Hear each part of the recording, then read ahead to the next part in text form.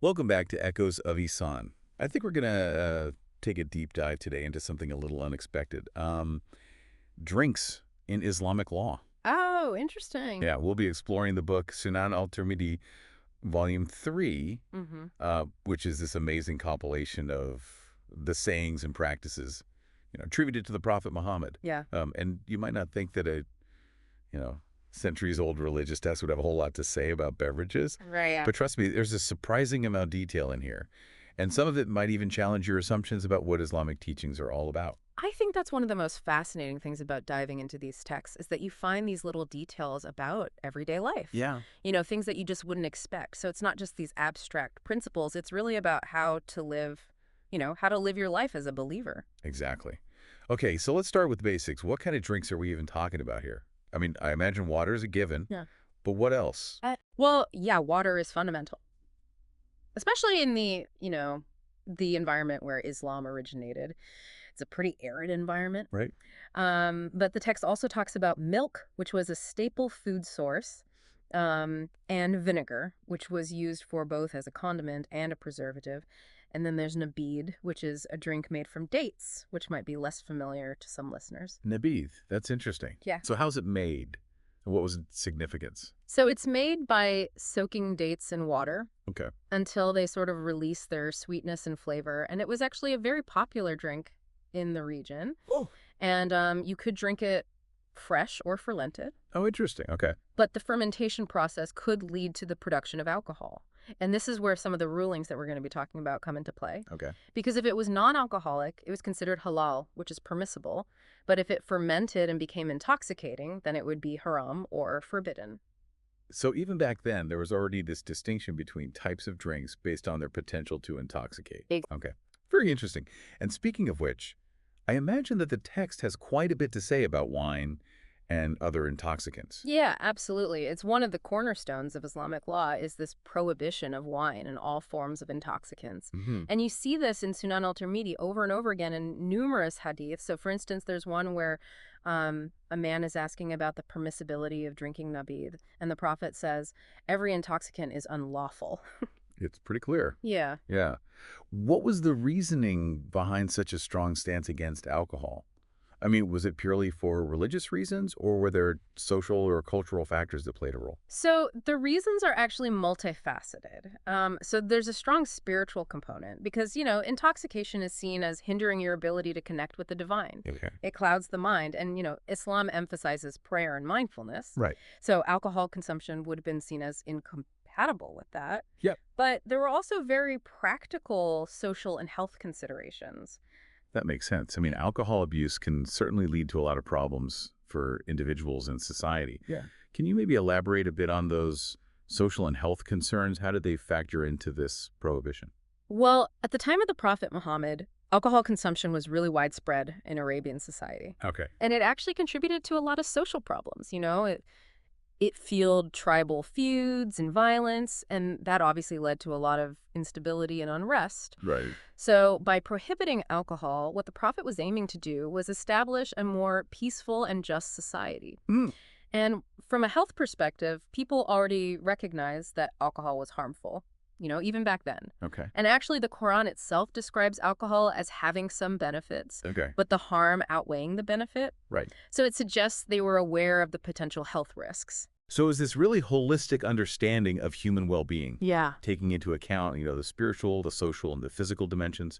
It wasn't just about imposing a rule, but it was more about fostering a healthier, more ethical way of life. Exactly. And I think it challenges us to think about our own relationship with alcohol and the values that we prioritize in our lives. It's very thought-provoking. And it's interesting how, something as simple as a drink can be tied to such profound spiritual and social ideals. Mm. But, Sunan al Tirmidhi doesn't just focus on those big, no-nos. It also offers this detailed guidance on what seem like these mundane aspects of drinks. Mm. For instance, I remember reading something about selling unmilked animals. Oh, yes. The practice known as muhafalat. And it might seem like a strange thing to include in a religious text, but it actually speaks volumes about how much Islam emphasizes honesty and ethical conduct in all aspects of life, including business. So break this down for us a little bit. What exactly was muhafalat and why was it considered problematic? Okay, so imagine you're in the marketplace and you're looking to buy an animal that produces milk, right? Like a goat or a cow. Okay. And the seller might try to deceive you by presenting an animal that has a full udder, like it's full of milk, to make you think that it produces more milk than it really does. Oh, sneaky. Right. And they would do this by not milking the animal before bringing it to the market. And that was Okay. called muhafalat. And it was specifically forbidden by the Prophet Muhammad. So it's essentially a form of false advertising. Right. You're trying to mislead the buyer Exactly. and, inflate the price. I mean, it's fascinating how this ancient text tackles issues that are still relevant today. I mean, we have consumer protection laws and all kinds of regulations designed to prevent deception. Exactly. And I think that shows how timeless these Islamic ethical principles are. Hmm. Honesty, transparency, fairness, those are all values that transcend time and culture. And it's about protecting people, making sure everyone has a fair chance, and building trust. So it seems like Sunan al Tirmidhi, it's not just a list of rules, but it's more about establishing kind of this framework for how to live ethically. And that permeates every aspect of life, from the personal choices we make to how we interact in the marketplace. That's a great way to put it. It's about encouraging believers to really think about the ethical implications of what they're doing. Yeah. Even in things that might seem mundane, it's about aligning yourself with these divine principles, living a life of integrity and compassion. So it's not just about forbidding wine or preventing these deceptive practices. It's about cultivating this deeper awareness Yes. of how our actions are interconnected Yes. and the impact they have, both on ourselves and on others. And recognizing that even simple things like buying or selling a drink can be an opportunity to embody these ethical principles. Yeah, it's very powerful. That's what makes this deep dive so interesting. It really invites us to think about our own values and consider how can we live more mindfully and ethically in a world that often puts profit above principles. And it's remarkable how, Sunan al Tirmidhi manages to kind of weave these ethical considerations into even the most practical aspects of daily life. So we've talked about honesty in trade, but it actually goes even further, and it addresses the use of oaths in business dealings. Oaths in business. That sounds intriguing. What kind of situations are we talking about here? Was it common for people to swear oaths when they were, buying and selling goods? Yeah, oaths were often used to emphasize the truthfulness of a claim or to kind of solidify an agreement. So you can imagine, you're in this bustling marketplace and you have a merchant who's trying to convince people that his wares are of high quality, so he might swear an oath, invoke the name of God to emphasize that what he's saying is true. Okay. Or maybe, two parties are negotiating a deal and they seal that agreement with an oath. So it was a way of kind of adding weight to their words, making a real commitment. But I can imagine that, in the heat of the moment, people might make oaths that they later regret. Exactly. And Sunan al Tirmidhi recognizes that, people aren't perfect, so it offers a sort of safety valve, Oh, interesting. a way to mitigate the consequences of an oath that you made too quickly, maybe. Okay. So the text says that if someone adds the phrase, if Allah wills, or inshallah, to their oath, then they are not bound by it if the circumstances change. So it's kind of like acknowledging that ultimately God is in control. Right. And that our human plans are subject to a higher will. So you're saying, I intend to fulfill this oath, but, things might not work out the way I planned. Yeah, it's beautiful. It's a reminder that, even when you're focused on making a profit, on doing business, we're ultimately accountable to God. Right. And this simple phrase, inshallah, it injects a sense of humility, I think, and flexibility into business dealings because you're acknowledging that things happen that you can't foresee. Right. And it prevents people from being held to oaths that might become impossible or even harmful to fulfill. So it's a really interesting example of how Islamic teachings balance this commitment to being truthful, but they also acknowledge that, as humans, we have limitations. Exactly. You're expected to keep your word, but sometimes things are beyond our control. And it goes beyond business, I think it's a good reminder for everything in life. We should approach things sincerely and with good intentions, but also realizing that life is unpredictable. Yeah, it's a beautiful concept. It encourages us to be, both responsible and adaptable. Like, strive for what you want, but also accept that there are some things you can't control. Exactly. And it speaks to this broader emphasis in Islam on balance and moderation. Right. It's not about being rigid or unyielding. Yeah. It recognizes that life is complex. Right. And it offers this guidance that's principled but also practical. It's fascinating how this text, it was compiled centuries ago, but it has these insights that are still relevant today. Yeah. And, in a world that feels so chaotic and unpredictable, it's comforting to have this wisdom that encourages both responsibility and flexibility, commitment and acceptance. It's a testament to the power of these teachings. They really speak to something fundamental about being human, something that goes beyond time and culture. So we've talked about honesty in trade, the use of oaths, the importance of balance and moderation. It seems like all these principles stem from this deep respect for the individual and a desire to create a just and equitable society. Yeah, exactly. And this respect for the individual is really evident in how Sunan al Tirmidhi approaches different social and economic practices. Right.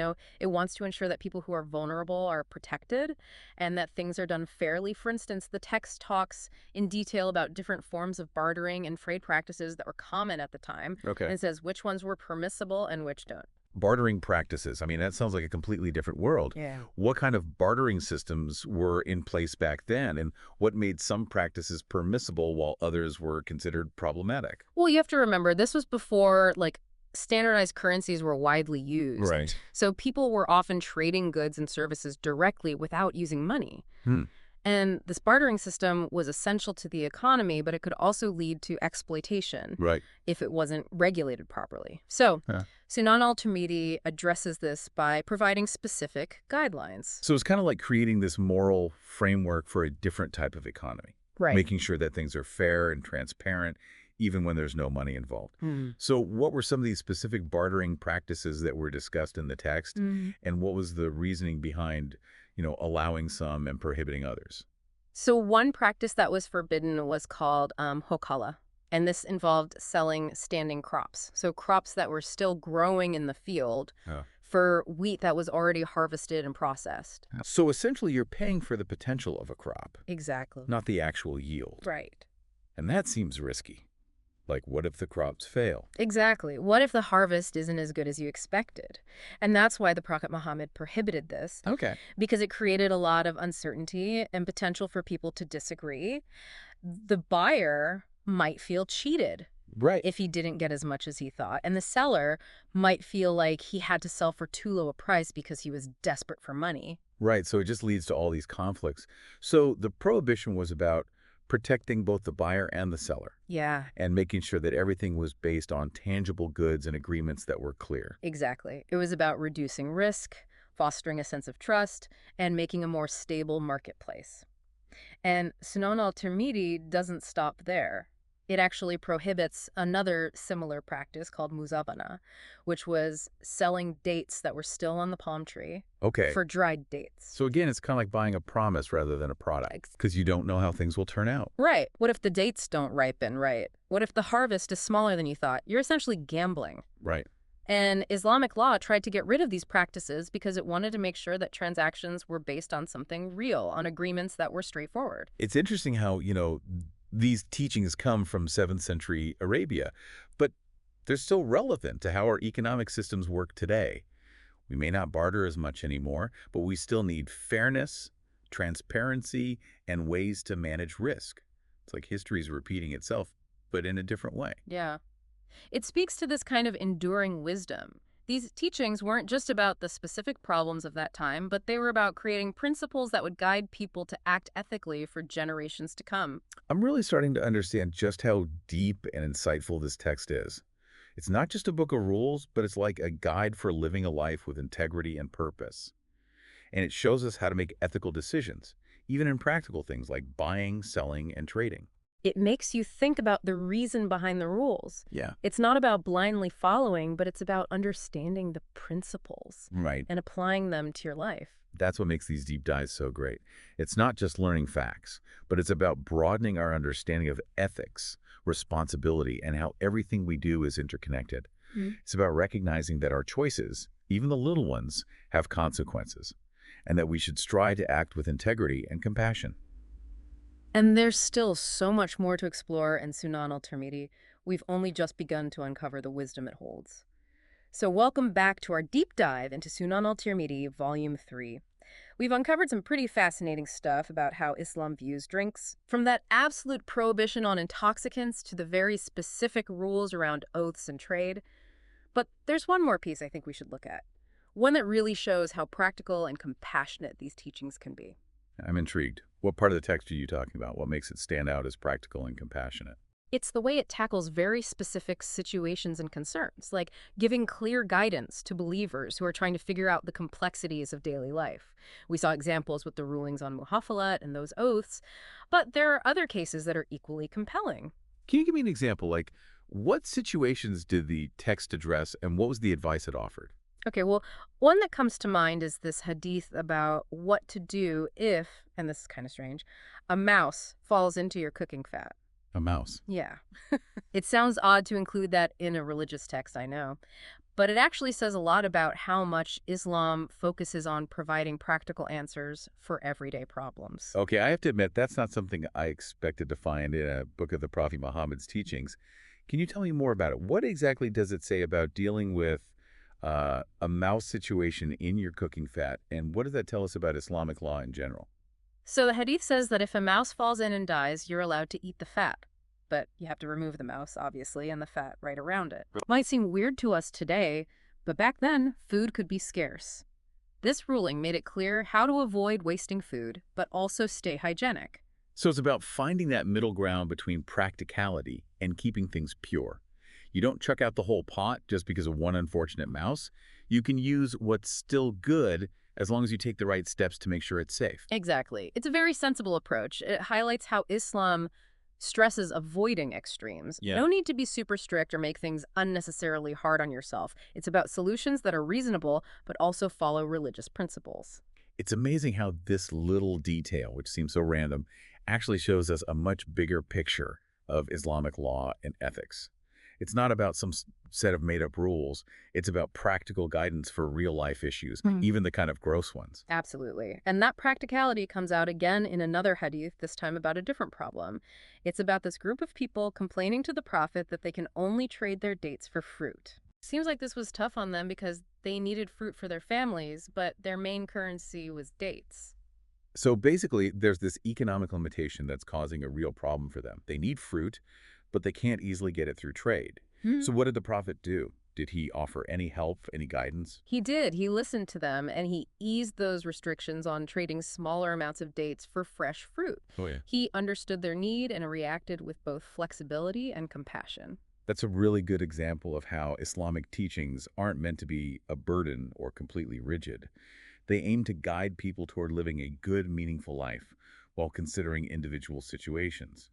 The Prophet could have easily dismissed them, but he found a way to make things easier. Right. It's about balancing sticking to the principles, but also reacting to what the community needs. And it shows how important compassion and empathy are in Islam. The Prophet wasn't just laying down laws. He truly cared about his people's well-being. It's so inspiring to see how these teachings, even though they come from a different time and place, can still offer guidance and inspiration today. They encourage us to face life's challenges with wisdom and compassion, and to look for solutions that are both practical and ethical. And that's what's so great about this deep dive into Sunan al Tirmidhi. It's not just about gaining knowledge, it's about discovering a different way to live, a path toward being more mindful, ethical, and compassionate. This has been an incredible journey exploring drinks in Islamic law. We covered everything from why alcohol is forbidden to the complexities of trade, and even how to deal with practical stuff that comes up in everyday life. Sunan al Tirmidhi, Volume 3, gives us such a fascinating glimpse into the values and principles that shape Islamic thought and practice. It's a reminder that even the most ordinary parts of life can have deeper meaning and purpose. Thanks for joining us on this deep dive.